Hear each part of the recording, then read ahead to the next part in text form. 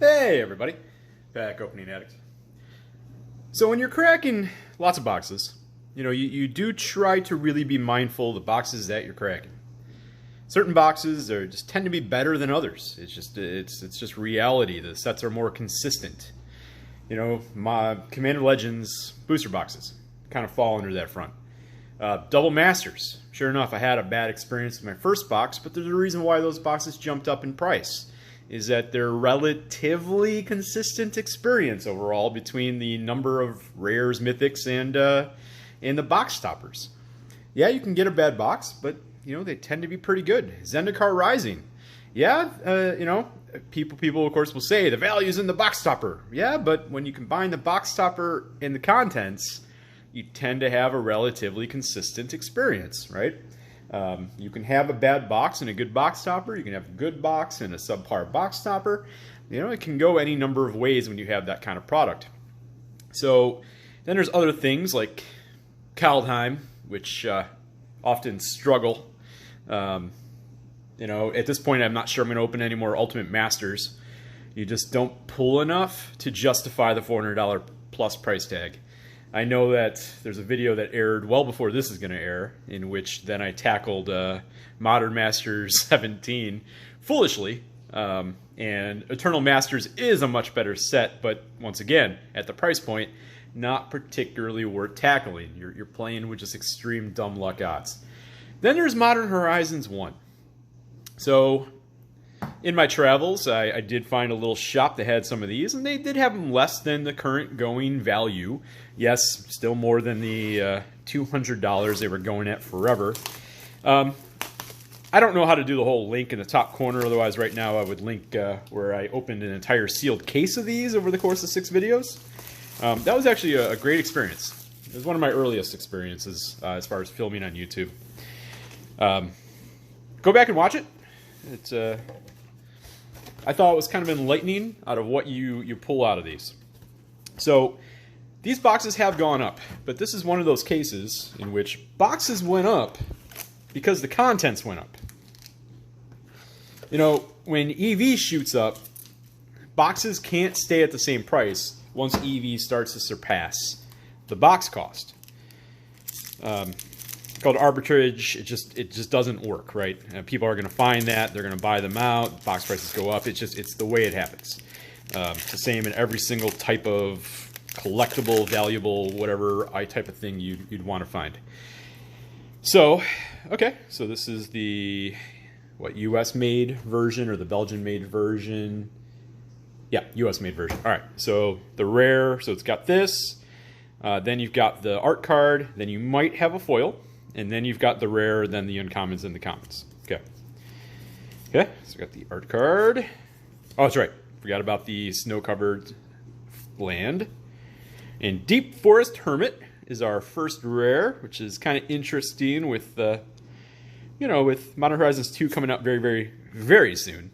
Okay, and then Village. Okay, so we'll get through the uncommons relatively quickly.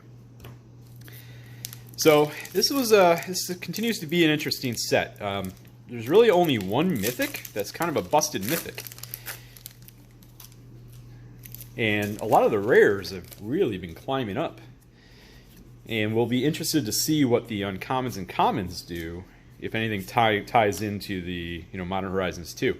Fallen Shinobi. Okay. All right.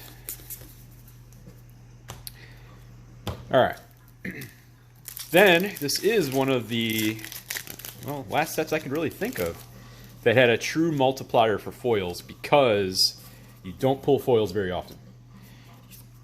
Planebound Accomplice. Okay, so we are not doing great to start this one, but these were 36 packs per box, so we have a whole lot more to go. All right. I kind of moved the commons out of the way. I don't like them being in my way. Okay. And Bizarre Trade Mage. Okay, so let's just say right now we're getting all the worst rares out of the way. That's what we're doing right now. We're just getting them out of the way. It is kind of a cool card, but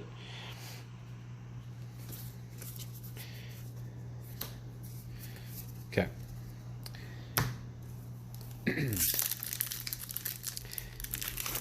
So I know I'm excited for Modern Horizons 2. Certain most people are. The question is how much can everybody open? And I'm even asking myself that question. Hey, Waterlogged Groves. We got our first of the land cycle. Yeah, that's good over there. Okay.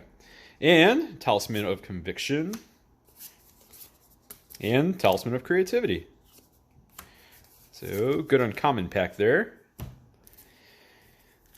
That land cycle, of course, has been seeing a lot of movement. It's a pretty cool land cycle. You know, they're essentially a little like Pain lands, but with the ability to cycle them if you don't need them anymore. Face of Divinity. In fact, let's move that over there. For our first foil. And Unsettled Mariner. Which I was surprised this thing didn't really take off. Oop, let me focus. Apologize. I'm surprised that didn't take off with Kaldheim. I am. I thought it was going to. I even kind of hedged my bet on that one a little bit. And it really didn't. Morophon went up, but Unsettled Mariner didn't.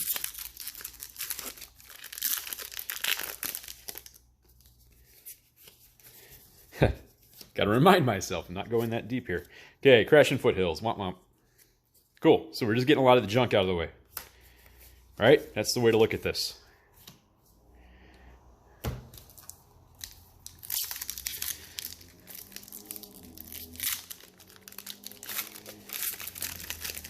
Okay. So there's going to be moments I'm not going to talk as much because these are a lot of packs to go through. And in the end, there's not a lot of talk of as far as uncommons or commons. Enduring Sliver Foil. Okay, that's pretty cool. And the Hall. That is a good rare hit. I think in the case I pulled 4 of those, I want to say. That's pretty cool. Kind of the beauty of doing a case if you can afford it. Yeah, you're going to get more commons than you know what to do with, but... Hey, Snow-Covered Fort. And our first mythic, Seasoned Pyromancer. Pretty good start. Pretty good. Okay. Pretty good. Okay. Hey, Llanowar Tribe. Cool. All right. So, we're about a fourth of the way through the box. We got to pick it up a little bit on the rares, but we'll do that now. And Bogardan Dragonheart for a common foil. And the Giver of Ruins. Very, very nice. Okay. See, we got some of the jank out of the way. And Soul Herder. People are definitely looking at this one in combinations of New Modern Horizons 2. Tempered Sliver. That's pretty sweet. And Dregscape Sliver. The sliver nobody cares about.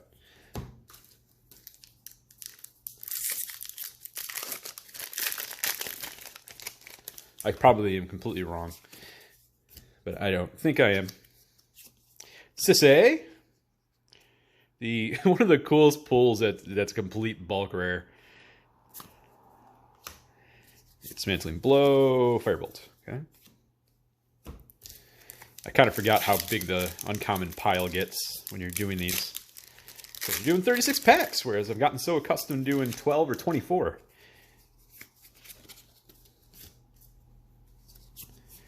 Teutonic Reformation for the bulk rare.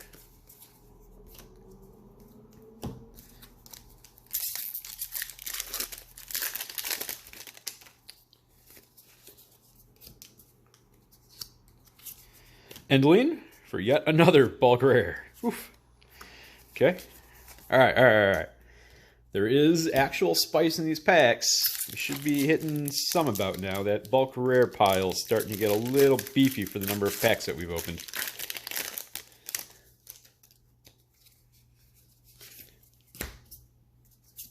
Oops. Morophon for our second mythic. See? The mythics in this set are really, really good. Awesome. Okay. So far we're doing well on the mythics.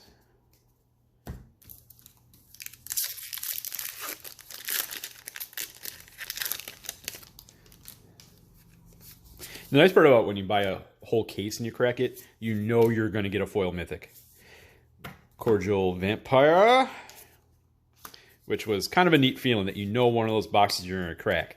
Whereas when you're buying random boxes, you don't know if the store had already cracked it and selling the rest of the boxes in the, in the case, or selling, I should say, the rest of the boxes in the case because they already pulled the foil mythic. Force of Vigor, very nice. Okay.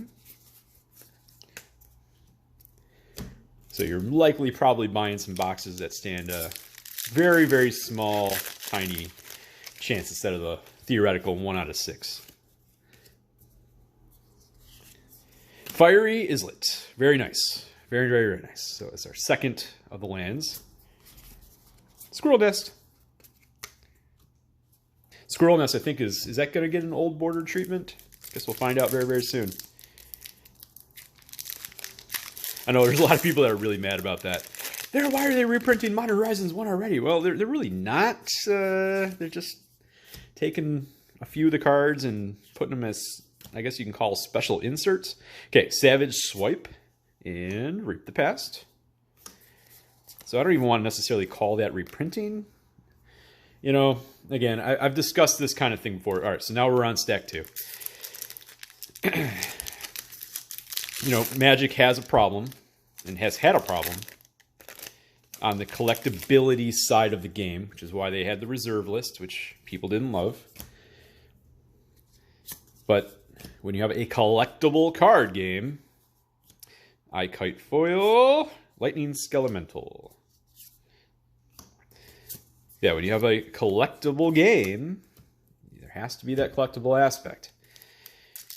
To do that, especially when you're printing copious amounts of product, unfortunately, you have to make chase versions. And some people like that to the sports cards of the 90s. Force of Rage, not the force you're looking to see. Squirrel Nest. I don't think it's exactly like that, as you're really just coming out with blinged out versions for the people who really like to do such things. So that has to do with that collectible aspect. Sword of Truth and Justice. This is getting an old border treatment. Okay. Solid Mythic. Better than the Sword of Sinew and Steel. Yeesh. Is that the worst of the swords? That or Sword of Body and Mind?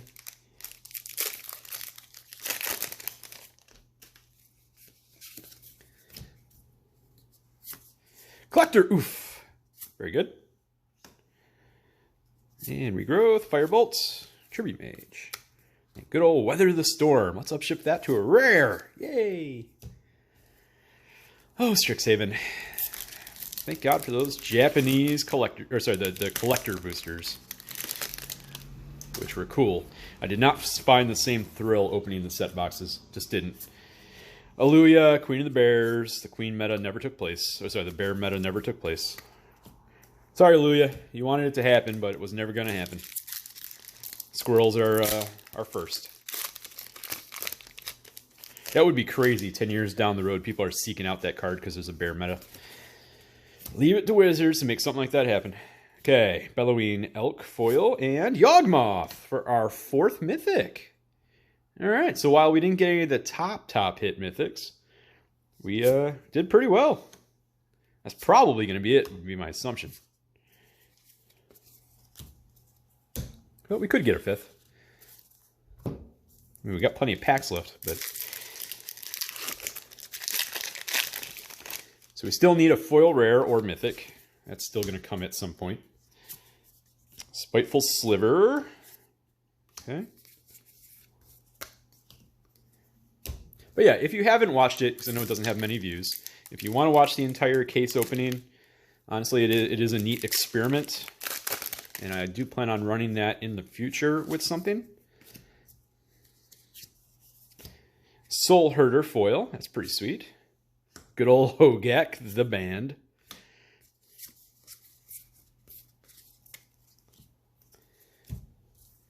You're going to hit Hogak eventually.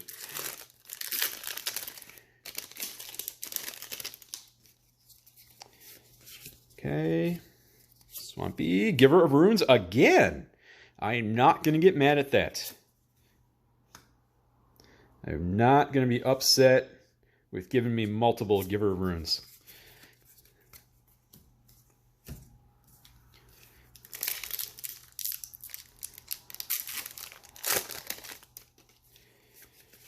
Okay. Heck, oh my freaking God. So I saw the foil, I saw the green, I'm like, oh, okay, probably got like a green uncommon coming up. I didn't expect a foil mythic. Okay, so everything I said earlier in the video about these random boxes, and somebody probably already picked the mythic out of the case. I love making a liar out of myself or somebody who has no idea what the hell they're talking about. That's a good time, I have to admit. I love doing it. Oh my God, foil Hexdrinker. Yeah. And Plague Engineer, okay? Foil Hexdrinker. Woo. So, mythic foils in this set are awesome to pull anyway. And then you get one that's spiked like crazy. Wow.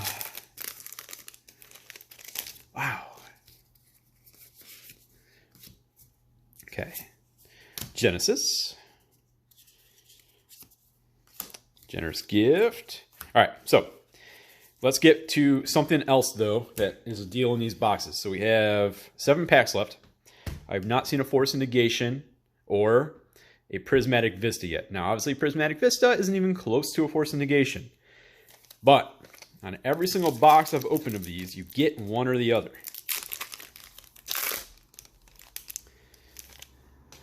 So, Nurturing Peatland for yet another of the land cycle. I'm not going to turn those down either. Just give me the whole bunch of them. It's cool with me. Ah, foil Hexdrinker. Look at that. It's so awesome. Okay, and Goblin Engineer. Recently got the old border treatment in Time Spiral. All right, 5 packs left to get one of the big rares, but again, if out of these 5 packs it wants to give me the other of the land cycle, I will accept the outcome. Astral Drift. That is none of the above that I'm referring to. I guess it has been a moment since we got true bulk rares, so it was going to happen again. God, I mean, just look at those mythics, right? Pyromancer, Morophon, Sword of Truth or Justice, Yawgmoth, and then a foil Hexdrinker. This set. Oh, man, I'm going to miss this set. I still have 2 more boxes left. Ice Fang. Okay, cool. And another Soul Herder. And another Talisman. Sorry, I kind of had that a little bit lower on the camera there. But trying not to have this video take forever. It's just more of my own personal excitement. Okay. Sweet, sweet, sweet, sweet, sweet, sweet. This box is an A freaking plus. In fact, it was probably already an A plus with the foil Hexdrinker. This takes it into some kind of extra credit stratosphere. Force of Negation. You, my friend, get your own little home right here. Yes, I am a blue player, and yes, counter spells are the way to my heart. Especially super ultra powerful ones. Okay, so with that, 2 packs left, everybody. I know I didn't go completely freaking out about that, but I knew you had to hit one or the other. On Thin Ice. And I'm really, really happy I hit that one. Oh, look at that board so far, huh? Look at that. Look at that spread. That's pretty good, huh? That's pretty good. Okay, last pack.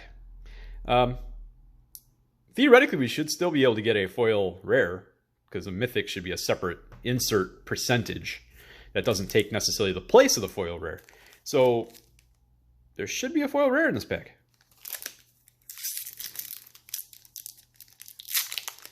Again, just going off percentages, right? The percentages doesn't mean 100%. Okay, so let's do this. And land. Nope, no foily, but a silent clearing. Okay, so we got 4 out of 5 of the land cycle. Yeah. So, foil Hexdrinker Force of Negation, Yawgmoth, Sword of Truth and Justice, Morophon, Seasoned Pyromancer, 4 of the 5 land cycle, 2 Giver of Ruins, Force of Vigor, the Ice Fang, the Hall. This box is a winner. Thanks for watching, everybody. Please like, subscribe, comment, even dislike. That's fine too. And until the next video, see you then. Bye.